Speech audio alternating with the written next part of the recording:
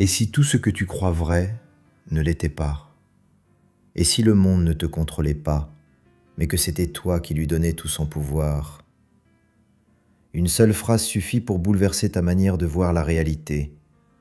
L'homme est la mesure de toute chose. Protagoras. Une phrase vieille de plus de 2000 ans, ignorée par beaucoup, mais capable de changer une vie entière. Cette citation ne parle pas du monde, elle parle de toi. Dans cette vidéo, tu vas comprendre pourquoi ta perception crée ta réalité, pourquoi les événements sont neutres et pourquoi tu es bien plus puissant que tu ne le penses. Protagoras nous rappelle une vérité inconfortable. Tu es responsable du sens que tu donnes à tout ce que tu vis. Voici 10 raisons profondes pour lesquelles cette citation peut transformer ton rapport à la vie. Première raison, parce que ta perception crée ta réalité. Deux personnes vivent la même situation, affrontent la même épreuve, subissent la même perte ou le même choc.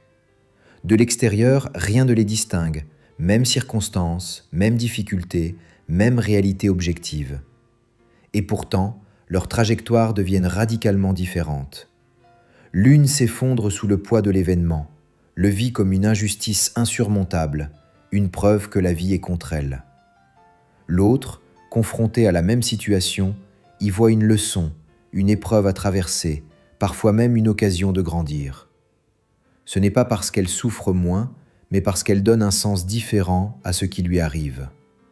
Car la différence n'est jamais l'événement lui-même, mais l'interprétation que l'on en fait.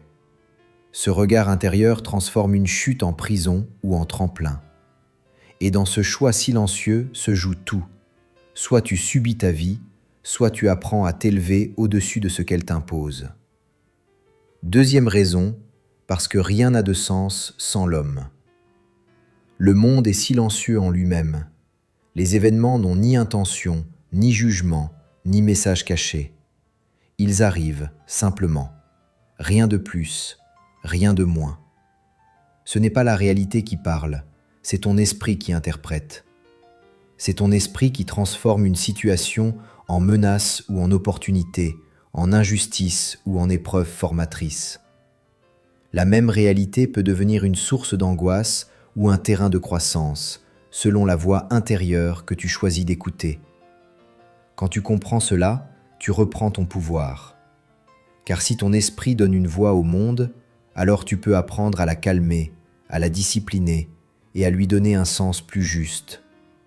Et dans ce silence retrouvé, naît la paix intérieure. Troisième raison, parce que tu es responsable de ton interprétation. Tu ne contrôles pas ce qui arrive, ni le moment, ni la forme, ni l'intensité des événements. La vie impose parfois ses épreuves sans prévenir, sans logique apparente, sans demander ton accord. Vouloir tout maîtriser est une illusion qui ne mène qu'à la frustration. Mais tu contrôles toujours ce que cela signifie. Tu choisis le sens que tu donnes à ce qui t'arrive, l'histoire que tu te racontes et la place que cet événement occupe dans ta vie. Ce sens peut t'écraser ou te construire. C'est là que réside ta véritable liberté, dans cette capacité à transformer l'épreuve en leçon, la chute en apprentissage et la douleur en force intérieure. Ce pouvoir, personne ne peut te l'enlever. Quatrième raison, parce que ton bonheur dépend de ton jugement. Le bonheur n'est pas dans les choses que tu possèdes, ni dans ce que tu accumules, ni dans ce que tu poursuis sans relâche. Les objets, les titres et les réussites peuvent distraire un instant, mais ils ne créent pas la paix. Ils ne font que remplir l'extérieur, jamais l'intérieur. Il est dans ton regard, dans la manière dont tu observes la vie, dont tu interprètes ce qui t'arrive, dont tu accueilles le présent. Deux personnes peuvent avoir tout en commun et pourtant vivre des réalités opposées, simplement parce que leur regard n'est pas le même. Changer ton regard, ce n'est pas nier les difficultés, c'est refuser qu'elles définissent ton état intérieur. Et lorsque ton regard s'apaise, le monde ne change peut-être pas, mais ta vie, elle, se transforme.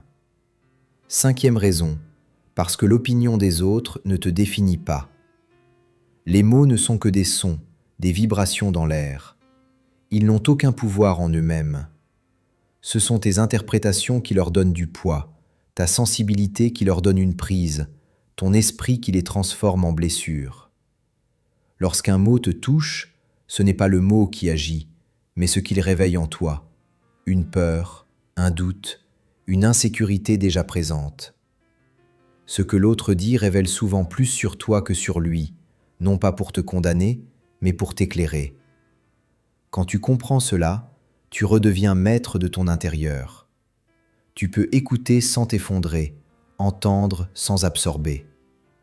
Les mots blessent seulement si tu leur donnes ce pouvoir, et ce pouvoir, tu peux le reprendre. Sixième raison, parce que tu reprends le contrôle de ta vie. Comprendre cette phrase, c'est arrêter de subir. Quelque chose change profondément en toi. Tu n'es plus emporté par chaque parole, chaque événement, chaque regard extérieur. Tu comprends enfin que ton pouvoir n'est pas dans ce qui arrive, mais dans la manière dont tu y réponds. Comprendre cette phrase, c'est arrêter de subir. C'est sortir du rôle de victime, c'est refuser de laisser le monde décider de ton état intérieur. Tu ne peux pas tout choisir, mais tu peux toujours choisir ta posture face à la vie. Et à partir de là, chaque jour devient un acte conscient. Tu ne réagis plus par habitude ou par peur, tu agis par choix. C'est ainsi que naît la liberté intérieure, celle que rien ni personne ne peut te retirer. Septième raison, parce que tu développes la conscience. Tu observes avant de réagir, tu prends un pas de recul là où autrefois tu agissais par impulsion. Dans ce silence bref, tu vois plus clair, tes émotions, tes pensées et ce qui se joue réellement.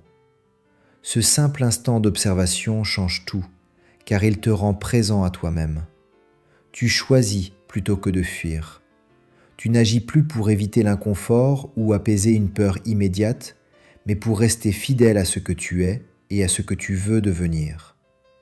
La fuite affaiblit, le choix renforce. Et à force de choisir consciemment, tu construis une force intérieure stable. Une force qui ne dépend ni des circonstances, ni des autres, mais de ta capacité à rester maître de toi, même quand la vie te met à l'épreuve. Huitième raison, parce que la sagesse commence à l'intérieur. Là où naissent tes pensées, tes peurs et tes choix. Elle ne se trouve pas dans l'accumulation de savoir extérieur, mais dans la compréhension profonde de ton propre esprit. Sans cette connaissance intérieure, toute autre forme de savoir reste incomplète. Comme Socrate lui enseignait, « Connais-toi toi-même » n'était pas une simple invitation à réfléchir, mais un appel à te regarder avec honnêteté, à reconnaître ce qui te guide, ce qui te limite et ce qui te rend véritablement libre. Car celui qui se connaît avance avec lucidité. Il n'est plus perdu dans le bruit du monde, ni prisonnier de ses réactions. Et c'est ainsi que naît la sagesse, quand tu deviens conscient de toi-même avant de vouloir comprendre le reste. Neuvième raison, parce que la vérité est relative. Il n'existe pas une seule réalité figée et universelle, identique pour tous. Ce que nous appelons réalité est toujours filtré par notre esprit, notre histoire, nos peurs et nos croyances. Chacun perçoit le monde à travers sa propre conscience. Il existe autant de vérités que d'êtres humains, parce que chacun interprète les mêmes faits différemment. Une même parole peut blesser l'un et laisser l'autre indifférent. Une même épreuve peut détruire quelqu'un ou révéler la force cachée d'un autre. Comprendre cela, ce n'est pas nier les faits, mais reconnaître que le sens que nous leur donnons est personnel. Et cette prise de conscience apporte de l'humilité, de la tolérance et surtout une grande liberté intérieure. Dixième raison, parce que la liberté est intérieure. Quand plus rien à l'extérieur ne peut te définir, les regards perdent leur emprise, les jugements se taisent et les circonstances cessent de dicter ta valeur. Tu n'as plus besoin d'être validé, compris ou applaudi pour avancer. Tu sais qui tu es. À ce moment-là, tu n'es plus prisonnier de ce que tu possèdes, de ce que tu perds, ni de ce que les autres attendent de toi. Ton identité ne dépend plus d'un rôle, d'un statut ou d'un résultat. Elle repose sur quelque chose de plus stable, ta conscience et tes principes. Et c'est ainsi que tu deviens libre. Une liberté intérieure, silencieuse, inébranlable. Une liberté que rien à l'extérieur ne peut t'accorder, ni t'enlever. Message final, le monde ne décide pas de ta valeur. Peu importe ce que les autres pensent de toi, ce que la société impose ou ce que les événements semblent dire. Ta valeur est intrinsèque. Elle ne dépend pas des applaudissements ni des critiques. Les circonstances ne te contrôlent pas. Une perte, un échec ou un obstacle ne peuvent te définir que si tu leur en donnes le pouvoir. Ce qui compte, ce n'est pas ce qui t'arrive, mais la façon dont tu choisis d'y répondre. Tu es la mesure de toute chose. Ta perception, tes choix et ton regard sur la vie établissent la réalité que tu vis. Apprendre à te connaître et à te maîtriser, c'est retrouver ce pouvoir silencieux et devenir véritablement libre. Abonne-toi pour plus de vidéos sur la philosophie, le stoïcisme et la maîtrise de soi. Like si cette vidéo t'a fait réfléchir. Dis-moi en commentaire, penses-tu que la réalité est créée ou perçue ?